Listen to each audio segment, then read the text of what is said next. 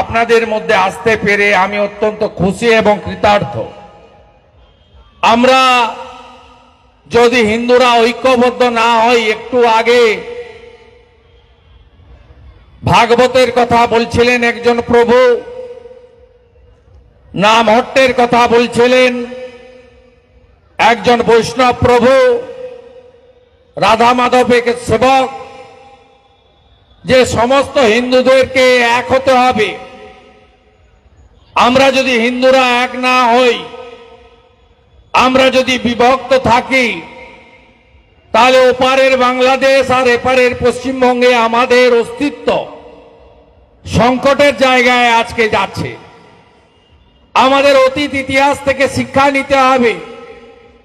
যুগে যুগে প্রভু শ্রী চৈতন্যদেব বলুন, স্বামী বিবেকানন্দ বলুন, যারাই এই ধরাধামে এসেছেন, তারা এই গেরুয়া বসন সনাতনকে রক্ষা করার জন্য তারা কাজ করে গেছেন এবং আমাদের এই সবচেয়ে অতি প্রাচীন সনাতন ধর্মকে অক্ষয় অমর করে যাওয়ার কথা বলেছেন।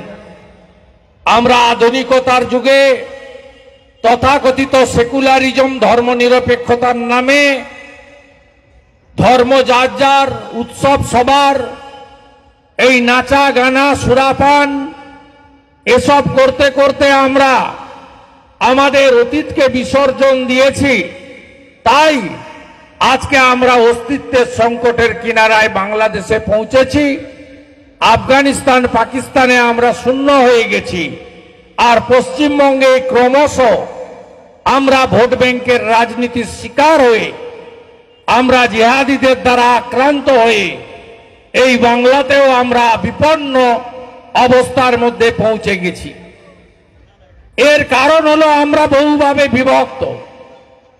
ব্রাহ্মণ, ক্ষত্রিয়, বৈশ্য, শূদ্র, রামকৃষ্ণ মঠ ও মিশন, ইস্কন, ভারত সেবাশ্রম, ঠাকুর অনুকূল চন্দ্র, ঠাকুর বালক ব্রহ্মচারী, ঠাকুর লোকনাথ ব্রহ্মচারী, নানা মত নানা পথে বিভক্ত হিন্দুরা, আর্য সমাজ, এই বিভক্ততার সুযোগ নিয়ে আজকে আমাদেরকে অস্তিত্ব বিপন্ন জায়গায় পৌঁছে দেওয়া হয়েছে।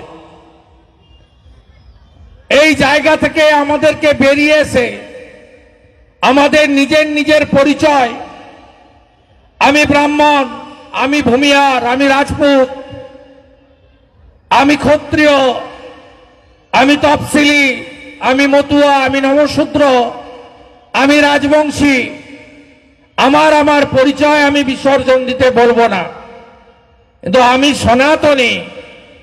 এই পরিচয় যদি আমরা ঐক্যবদ্ধ না হতে পারি, তাহলে আগামী দিনে আমাদের অবস্থা বিপন্ন হবে। আমরা যাদের পুজো করি, ঠাকুর হরিচাঁদ ঠাকুর, ঠাকুর গুরুচাঁদ ঠাকুর, যে ঠাকুর বাংলাদেশ ওরাকান্দিতে জন্মগ্রহণ করেছেন, সেই ঠাকুর 1907-8 সালে মতুয়া সমাজ তৈরি করেছিলেন, যাতে হিন্দুরা ধর্ম পরিবর্তন করে ইসলাম ধর্মে না চলে যায়, তার জন্য বাঁচানোর জন্য কয়েক কোটি মতুয়া সম্প্রদায় আজকে রয়ে গেছেন ঠাকুরের দূরদৃষ্টিতার ফলে। পরবর্তীকালে স্বামী প্রণবানন্দ হিন্দু মিলন মন্দির প্রতিষ্ঠা করে হিন্দুদেরকে রক্ষা করার কাজ করে গেছেন। ঠিক একইভাবে চিন্ময় কৃষ্ণ প্রভু, বাংলাদেশের একজন তরুণ সন্ন্যাসী, তিনি সমস্ত সনাতনীদের এক জায়গায় এনেছিলেন, তাই তাকে মিথ্যা অপবাদে জেলের মধ্যে রাখা হয়েছে। অন্যদিকে যদি তাকিয়ে দেখেন জনসংখ্যা, আপনি ওপারে বাংলা, আগের পাকিস্তান, পূর্ব পাকিস্তান, আজকের বাংলাদেশ, 47-এ 33% হিন্দু ছিল। পূর্ব পাকিস্তান যখন দ্বিজাতি চত্বরে ভারত পাকিস্তান হয়, 71-এ যখন ভারতীয় সেনারা তারা বাংলাদেশকে স্বাধীন দেশ ঘোষণা করায়, বাংলাদেশের মুক্তিযোদ্ধার মধ্য দিয়ে সেদিন 22% হিন্দু ছিল।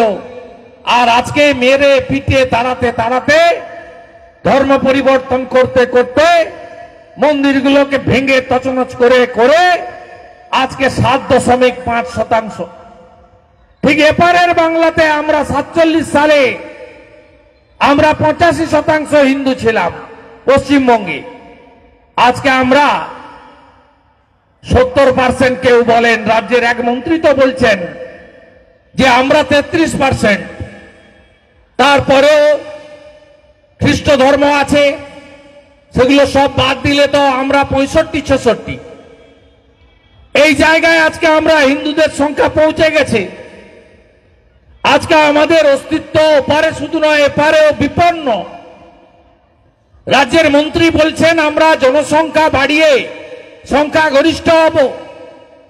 এই যে বলেন যারা না সরকারি মঞ্চে দাঁড়িয়ে যে ধর্মের সঙ্গে রাজনীতির কোনো সম্পর্ক নেই, ধর্ম যার যার উৎসব সবার, এটা ততক্ষণ পর্যন্ত আপনারা বলতে পারবেন তথাকথিত ধর্মনিরপেক্ষ পার্টি, যতক্ষণ পর্যন্ত হিন্দু মেজরিটি থাকবে।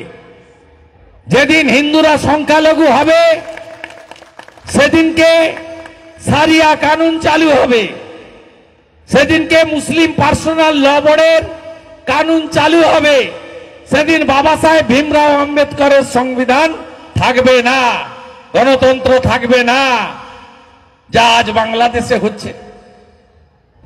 আপনাদের জাগ্রত করার জন্য আমি এসেছি। আমি বলি, এই রাজ্যের প্রশাসনিক নেত্রী মুখ্যমন্ত্রী বলেন ধর্ম যার যার উৎসব সবার, আর এই রাজ্যের বিরোধী দলনেতা বলছে ধর্ম যার যার, রক্ষা করার দায়িত্ব তার তার।